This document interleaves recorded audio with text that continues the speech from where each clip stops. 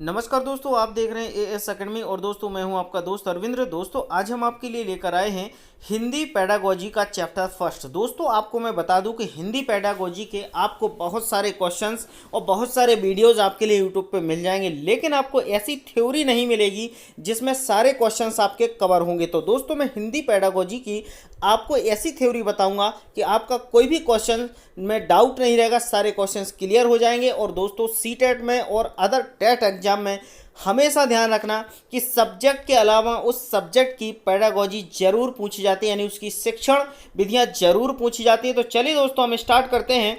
सबसे पहले चैप्टर में हमने रखा है सीखना यानी लर्निंग। तो लर्निंग एक्चुअल में कहते कैसे हैं, इसका अर्थ क्या होता है, तो ध्यान रखिएगा दोस्तों कि शिक्षा मनोविज्ञान में सीखना एक अति महत्वपूर्ण विषय है। शिक्षा मनोविज्ञान में जब हम बात करते हैं तो सीखना एक अति महत्वपूर्ण विषय है और सीखने से ही सब कुछ होता है। जबकि मनोवैज्ञानिकों ने सीखने को वैज्ञानिक ढंग से परिभाषित करने की कोशिश भी की है।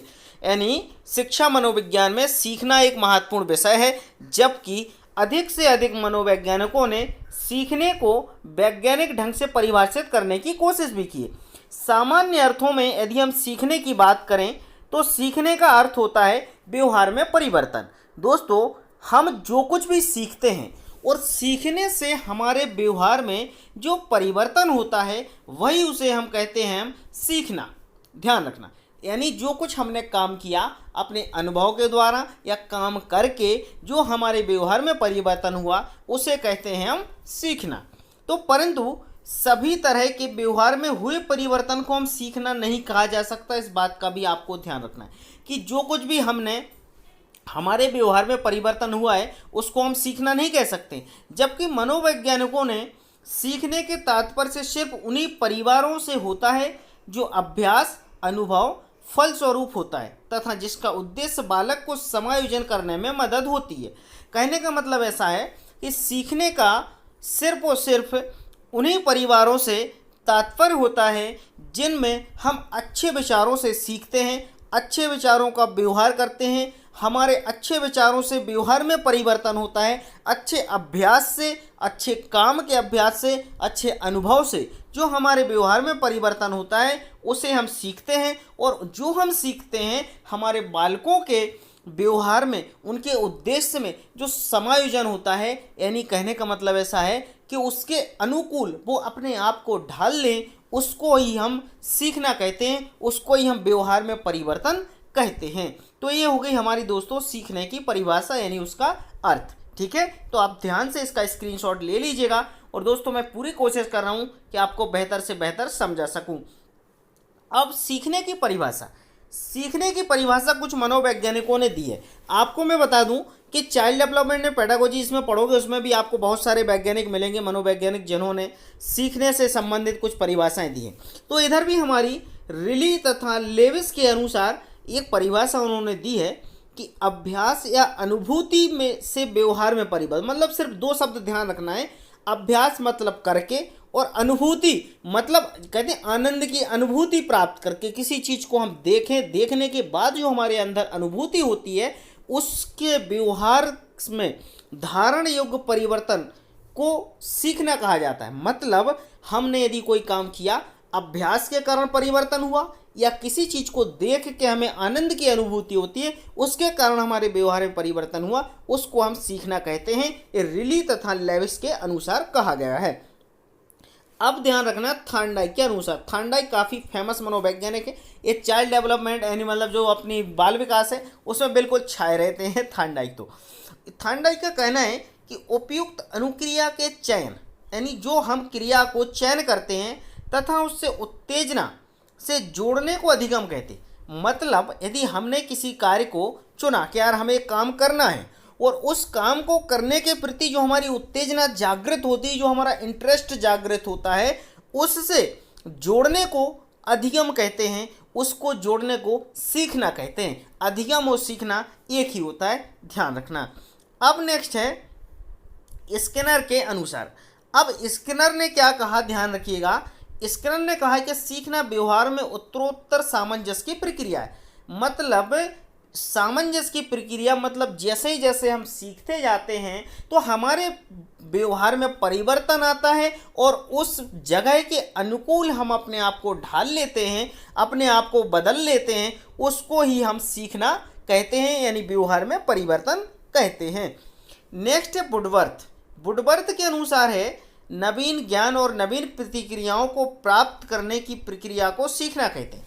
यानी वुडवर्थ ने कहा है कि जो नवीन ज्ञान, यानी हम किसी चीज़ को करते हैं तो उससे हमें जो नया ज्ञान प्राप्त होता है, और नवीन प्रतिक्रियाएं, जो हम नया ज्ञान प्राप्त करते हैं उससे जो नई प्रतिक्रियाएं होती हैं और उससे जो हमें ज्ञान प्राप्त होता है उसे हम क्या कहते हैं, सीखना कहते हैं। ये वुडवर्थ ने कहा। क्रो एवं क्रो के अनुसार, क्रो एवं क्रो ने कहा है सीखना आदतों, ज्ञान और अभिवृत्ति का अर्जन है। सीखना क्या है, अपनी आदतों, ज्ञान और अभिवृत्ति का अर्जन है। क्रो ने कहा है कि जिस चीज़ों को हम ज्ञान लेते हैं, काम करके ज्ञान लेते हैं और अपनी आदतों को सुधारते हैं और अभिवृत्ति का अर्जन करते हैं, मतलब ज्ञान का अर्जन करते हैं, उसमें हम कहना चाहिए इंक्रीज करते हैं, किसी चीज़ को हम डेवलप करते हैं, उसको हम क्या कहते हैं, सीखना कहते हैं। तो दोस्तों ये हमने कुछ मनोवैज्ञानिकों के नाम थे जिसके अनुसार हमने कुछ परिभाषाएं देखी सीखने की। तो ये आप इसका स्क्रीनशॉट ले लीजिएगा। और मैं बोल रहा हूँ कि आपको दोस्तों सारे क्वेश्चंस, आपके डाउट क्लियर हो जाएंगे, क्योंकि हिंदी पेडागोजी की अब मैं चैप्टर वाइज आपको वीडियो लेकर आऊँगा। जैसे आज टॉपिक हम सीखने से रिलेटेड सारे क्वेश्चंस क्लियर कर लेंगे। अब दोस्तों सीखने की विशेषताएं। अब सीखने की कुछ विशेषताएं हैं, तो आपको ध्यान रखना है कि जो सीखने की विशेषताएं वो क्या है। सबसे पहली विशेषता सीखने की है वो है सीखना सार्वभौतिक है। मतलब सार्व से मतलब आप समझ रहे हो, सार्व यानी सभी जगह, भौतिक यानी आपका जो भौतिक जगत है, यानी सीखना सार्वभौतिक है, यानी सभी जगह सीखना एक विशेषता है। सीखने की विशेषता सभी जगह सीखना है। दूसरा है सीखना संपूर्ण जीवन चलता है। दूसरा है सीखना संपूर्ण जीवन, हम कुछ भी करें, चाहे बुढ़ापे में करें, चाहे जवानी में करें, चाहे बचपन में करें, जो कुछ भी हम करते हैं उससे हम हमेशा सीखते हैं। तो बचपन से लेकर जीवन पर्यंत तक सीखने की प्रक्रिया चलती है। तीसरा सीखना एक विकास है। सीखना विकास का मतलब जैसे जैसे हम चीज़ों को सीखते हैं वैसे वैसे हमारा डेवलपमेंट होता है, हमारा विकास होता है, हमारी बुद्धि का विकास होता है, हमारी सोच का विकास होता है। तो सीखना एक विकास की प्रक्रिया है। ठीक है, सीखने की विशेषता है। नेक्स्ट है सीखना परिवर्तन है। अब दोस्तों सीखना परिवर्तन है। कैसे परिवर्तन है? सीखना ऐसे परिवर्तन है कि जब हम किसी चीज़ को पहले सीख चुके होते हैं, उसके बाद हम यदि कोई दूसरी चीज़ सीखते हैं और यदि हमें पहली चीज़ अच्छी ना लगे और दूसरी चीज़ अच्छी लगे तो हम उसमें परिवर्तन कर लेते हैं, मतलब हम दूसरी चीज़ को सीख लेते हैं। नेक्स्ट है सीखना अनुकूलन है। अनुकूलन मतलब वातावरण के अनुसार सीखना। जैसा वातावरण हम वैसे अनुकूलित उस वातावरण में हो जाते हैं, तो वो हमारा एक सीखने की विशेषता है। नेक्स्ट है सीखना अनुभवों का संगठन है। सीखना अनुभवों का संगठन मतलब हम जो काम करते हैं उस कार्य के अनुसार जो भी हमें अनुभव प्राप्त होता है और उस अनुभवों से जितना भी हम सीखते हैं वही संगठन होता है। मतलब जितने संगठन अनुभव किए हमने जितनी चीज़ों से, उन सभी का संगठन ही हमारा सीखना होता है। नेक्स्ट है सीखना विवेकपूर्ण है। अब सीखना विवेकपूर्ण है। विवेकपूर्ण का मतलब दोस्तों सीख सभी नहीं सकते, कुछ लोग होते हैं जो सीख पाते हैं, कुछ लोग होते हैं जो जीवन पर्यंत सीखते हैं। मतलब जिसका विवेक यानी जिसकी बुद्धि जैसी होती है वो वैसा सीख सकता है। तो सीखना विवेकपूर्ण एक सीखने की विशेषता है। नेक्स्ट सीखना सक्रिय है। सीखना सक्रिय मतलब आपको हमेशा, जैसे कहते हैं भैया आप जैसे कोई भी काम करते हो तो आपको हमेशा सजग रहना चाहिए। तो सीखना एक सजग की प्रक्रिया है। जो लोग सजग रहते हैं वो अधिक से अधिक सीखते हैं। नेक्स्ट है सीखना वातावरण की उपज है। आपका जैसा वातावरण होगा आप वैसा सीखेंगे। तो सीखना वातावरण भी सीखने की एक विशेषता है। ठीक है, नेक्स्ट है सीखना खोज करना है। दोस्तों ध्यान रखना, जो लोग खोज करते हैं वही सीखते हैं। जिन लोगों ने कुछ सीखना है उन्होंने खोज की, जो खोज करेगा वही सीखेगा। तो सीखना भी खोज है। तो दोस्तों सीखने की ये 10 विशेषताएं आपको मैंने बता दी हैं। इसको ध्यान से अच्छे से समझ लेना, आपके सारे क्वेश्चंस बिल्कुल क्लियर हो जाएंगे। नेक्स्ट है अब दोस्तों आपका सीखने को प्रभावित करने वाले कारक या दशाएं, यानी जो फैक्टर। है ना, अ फैक्टर अफेक्टिंग लर्निंग, यानी जो हमारे कौन से फैक्टर हैं जो लर्निंग को, सीखने को प्रभावित करते हैं। तो ध्यान रखना, ऐसे अनेक कारक या दशाएं हैं जो सीखने की प्रक्रिया में सहायक या बाधक सिद्ध होते हैं। सीखने को प्रभावित करने वाले प्रमुख कारक निम्नलिखित हैं। जो 2 कारक हैं वो मैं आपको बता देता हूँ। सबसे पहला कारक, विषय सामग्री का स्वरूप सीखने की क्रिया पर सीखे जाने वाली विषय सामग्री का प्रत्यक्ष प्रभाव पड़ता है।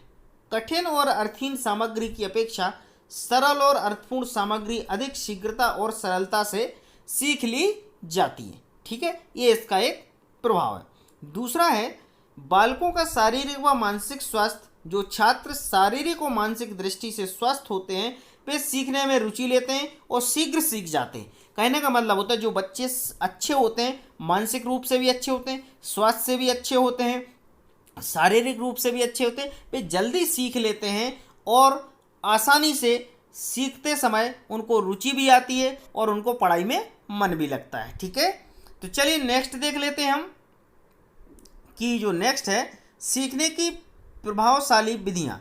जो सीखने की प्रभावशाली विधियाँ हैं उनको अपन देख लेते हैं। सीखने की जो प्रभावशाली विधियाँ हैं, पहली है करके सीखना। पहली करके सीखना। ये डॉक्टर मैस का कथन है कि स्मृति का स्थान मस्तिष्क में नहीं है। ध्यान रखना, स्मृति मतलब याददाश्त का जो स्थान है वह मस्तिष्क में नहीं है वरन शरीर के अवयवों में ही। यही कारण है कि हम करके सीखते हैं। यानी करके सीखना मतलब जो कुछ भी हम काम करते हैं, अपने अनुभवों के द्वारा जो कुछ भी हम सीखते हैं वही हमारे सीखने का कारण है। दोस्तों, लोग कहते हैं कि हमारे दिमाग में स्मृति का स्थान है, मतलब मस्तिष्क में याददाश्त कमजोरी, लेकिन ऐसा नहीं है। उनका कहना है कि आपके शरीर के अवयवों में भी आपका मस्तिष्क है, आपका दिमाग है। यदि आप करके सीखते हैं तो आपको वो चीज़ कभी भूलेगी नहीं। ठीक है, नेक्स्ट है निरीक्षण करके सीखना। किसी चीज़ को निरीक्षण करके सीखना या समझ के सीखना। यूकॉम एवं सिम्पसन ने लिखा है कि निरीक्षण सूचना प्राप्त करने, आधार सामग्री या डाटा एकत्रित करने से होता है। ठीक है, जब हम किसी चीज़ का डाटा कलेक्ट करते हैं तो हमें उनसे निरीक्षण करते हैं। जब निरीक्षण करते हैं तो डाटा कलेक्ट करते हैं। जैसे आपने पता है कि जनसंख्या जब काउंट होती है तो लोग उसका डाटा बनाते हैं, डाटा क्लियर इकट्ठा करते हैं, तो वैसे भी हम सीख सकते हैं। ठीक है, नेक्स्ट है आपका सीखने के नियम व सिद्धांत, रूल्स ऑफ लर्निंग। तो दोस्तों इसका ध्यान से पढ़ लेना। सीखना जीवन पर्यंत चलने वाली प्रक्रिया। ध्यान रखना, सीखना क्या है? जीवन पर्यंत चलने वाली प्रक्रिया है। व्यवहार में कोई भी अपेक्षाकृत स्थायी परिवर्तन अधिगम है। यानी हमारे व्यवहार में कोई भी अपेक्षा के अनुसार कोई स्थायी परिवर्तन हो जाता है, वह अधिगम है, मतलब वह सीखना है। यह पहले सीखी गई क्रिया का अनुभव का परिणाम है। जब हम कोई चीज़ पहले सीख लेते हैं उसके द्वारा जो हमें अनुभव होता है, उसका जो परिणाम होता है वही हम उसके अनुसार सीखते हैं। तो सीखने के नियम व सिद्धांतों की रचना मनोवैज्ञानिकों ने की है और इन नियमों एवं सिद्धांतों का संक्षिप्त विवरण निम्न प्रकार है, जो आप देख लीजिएगा। मैं आपको बता देता हूँ। पहला है, थॉर्नडाइक ने सीखने के नियम, सभी जीव जंतु प्राकृतिक नियमानुसार जीवन व्यतीत करते हैं। इसी तरह सीखने के कुछ नियम हैं, इनमें E.L. थॉर्नडाइक के नियम सर्वाधिक मान्य हैं। ठीक है, तो ध्यान रखना इनमें से मुख्य और 5 गौण नियम है। मुख्य 3, यदि कभी क्वेश्चन आ जाता है कि इसमें भैया कितने गुण मुख्य हैं और कितने गौण हैं, तो आप ध्यान रखना 3 आपके मुख्य हैं और 5 आपके गौण नियम हैं। ठीक है, तो दोस्तों आज हमने चैप्टर लिया था हिंदी पेडागोजी में लर्निंग यानी सीखना। तो दोस्तों इससे रिलेटेड यदि आपको कोई क्वेश्चंस बनता है तो आप मुझे कमेंट्स करना, और दोस्तों वीडियो को लाइक और शेयर करना बिल्कुल मत भूलिएगा। यदि आप चैनल पर न्यू है तो चैनल को भी सब्सक्राइब कर लेना, और सब्सक्राइब करने के बाद दोस्तों बेल आइकॉन का साइन आएगा, उस पर ज़रूर क्लिक कर लेना, जिससे मेरे लेटेस्ट वीडियो आपको मिलते रहेंगे। जब तक के लिए नमस्कार, मिलता हूँ नेक्स्ट वीडियो में नेक्स्ट टॉपिक के साथ।